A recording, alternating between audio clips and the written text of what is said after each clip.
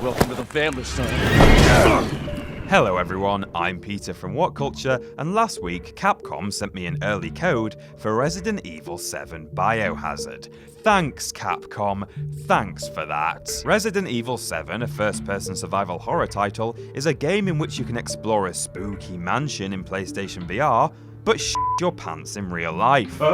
More of that later. According to its pretty extensive marketing campaign, the team behind Biohazard proudly claimed to have reinvented the series by cutting back on the heavy action focus of installments 4 to 6 and instead returning to the sinister atmospheric scarefests of the first generation, as well as taking the plunge into an entirely first-person installment.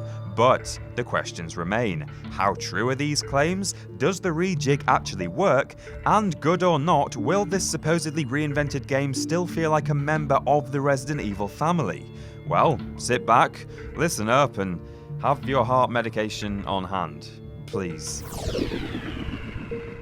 The game puts you into the shoes and behind the eyes of Ethan Winters, a man who, in search of his missing girlfriend Mia, has found himself at a large plantation mansion in Louisiana, home to the Baker family, and what a lovely bunch they are. You've got man of the house Jack Daddy Baker, doting mother Marguerite, the sort of woman who insists you wear a coat if you're going outside and worries whether you've been eating properly. He's not eating! Shut the hell up, Marguerite! For him! Then there's the apple of their eye Lucas, and let's not forget Granny, literally the creepiest character in the game. She somehow keeps popping up all over the f***ing house, but she just sits there, barely conscious, and sometimes sings to herself when she thinks you're not listening, and f*** off, Granny, f*** off. One thing I love about the first couple of hours of Biohazard is that it's actually not unlike the eerie opening of Resident Evil 4, my favourite of the modern generation. What you're presented with in both cases is an unbridled sense of unease as you explore a place populated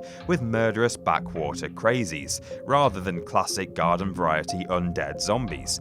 Entering the Resident Evil 4 village was a spine-tingling experience, but hats off to Capcom, the same effect is achieved here before you even meet your first loopy resident, and that is pretty hard to do. But beyond this point is where the crowd splits. What are you expecting from Resi 7? What do you want from the game?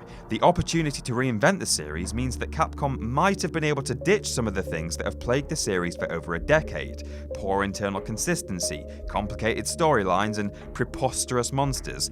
But these things undoubtedly make the franchise what it is, so should they really be cut? This genuine quandary struck me as the game developed, and I think the answer depends entirely on exactly what makes you a fan of the franchise. But whichever side of that fence you sit on, let's look at what Capcom settled with.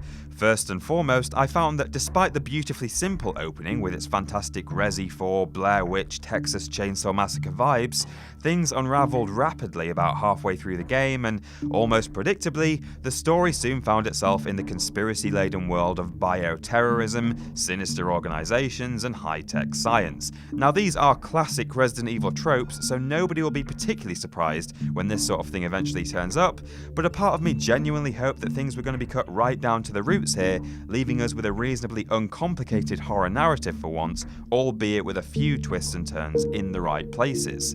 On the other hand, there are plenty of mainstays of the franchise here that are more than welcome, whatever your stance. The narrative is supplemented wonderfully by dozens of notes and files that can be read as you explore the plantation. The characterization of the Bakers and protagonists, while typically over the top, makes every encounter strangely enjoyable despite the harrowing setting, and there's even a helpful friend who occasionally contacts you on the phone. Again, the Resi 4 vibes are strong here. You did good, Ethan. Essentially, your enjoyment of Biohazard's narrative is going to depend entirely on where you set the bar going in, and just how Capcom-y you want the story to be. There are plenty of classic Resident Evil tropes here, but while some will doubtlessly be welcomed back, this rejig of the franchise may have been a wasted opportunity to give others the chop.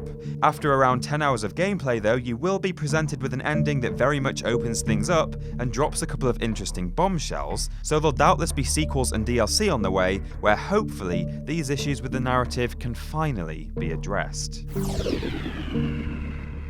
The most notable aspect of Resi 7's presentation is of course the unprecedented first-person perspective. By Capcom's own admission, this is something that is destined to anger plenty of purist fans, but let me be one of the first to say that personally, I think it works perfectly well. In locations that are again very reminiscent of Resident Evil 4, but also the Spencer Mansion of Resident Evil 1, it's great to see that each room is unique and has its own clear function, and being able to get so close up and examine every detail is something we hadn't even realised the franchise was missing. As far as first person is concerned, rest assured that there is no detraction here from the overall Resident Evil-ness of the game, and the new viewpoint simply acts to improve your immersion, heighten the fear factor, and allow for that all-important VR compatibility. On that note, however, I will say that playing this game on a TV screen is a little bit like seeing James Cameron's Avatar in 2D. Despite the visuals themselves being spectacular and standing up all on their own, make no mistake, there are far too many stab you in the eye and gnaw off your face moments here that have so blatantly been designed for VR players that it's actually a little bit distracting. A related issue there is that Ethan, who is, for all intents and purposes, a total normie who has somehow got embroiled in something completely wacko, seems to handle the situation remarkably well, saying very little about the numerous terrifying aspects of the surrounding f***ing hellhole, filled with monsters that Capcom reportedly built out of real meat and rendered with photogrammetry. What Culture's own Jules Gill, who sat by my side as moral support through my first session, reckoned that Ethan's minimal reaction may have been done so as not to clash with the inevitable recoils and screams of VR players. But perhaps there should have just been a set of voice acting within the game that's only absent when VR mode is activated, so that people playing on a screen aren't lacking that emotional connection. Just a thought. Resident Evil Biohazard is in every conceivable sense of the word a true survival horror game. That's the key thing that Capcom were aiming for, and they have absolutely hit a home run. Resources are worryingly scarce, and your inventory space is so limited that you're genuinely forced to decide between a pack of 10 handgun rounds versus a single health kit almost constantly. Better yet, Capcom have constructed a world in which, in true survival horror fashion, it's sometimes a better plan to holster your gun and run for your goddamn life. The game promotes environmental awareness, as you're able to look down a corridor, see scary daddy blocking your path, and decide, I can't cope with this, I'm gonna skirt around him via another part of the mansion. In a sense, they perfected the genre. While we're on the subject though, it wouldn't be right of me to gloss over the fact that the bosses get easier as you go. I don't know what else to say about that. They get easier, and it took me more attempts to get past 3 of the game's fodder enemies at once in the basement than it did to get through the climax. However, looking beyond boss battles, I was a big fan of all the supplementary gameplay features included in Biohazard. The biggest triumph here was the collectible VHS tapes that are scattered across the house. Popping these in a VCR allows you to play bonus segments of gameplay from the perspective of the person behind the camera. Given that a merchant just living on the plantation was out of the question, the game curtails the idea of you collecting huge sums of money from the Baker home, and instead litters only a few dozen antique coins around the place, which you can then insert into these cages to unlock new items. I appreciate the believability here. And that's everything. That's gameplay done. Nothing else to talk about. Yeah. Have you done the VR bit yet? The VR, what VR bit? The bit where I invited you into my home to play it in PlayStation VR. We have video of you doing it. Oh, of course. I remember now. I'll get on it. Right, good. See ya. Thanks, Ben. Enjoy the rest of the review. Yeah. Bye, Peter. Bye. VR. Yeah. VR. Okay.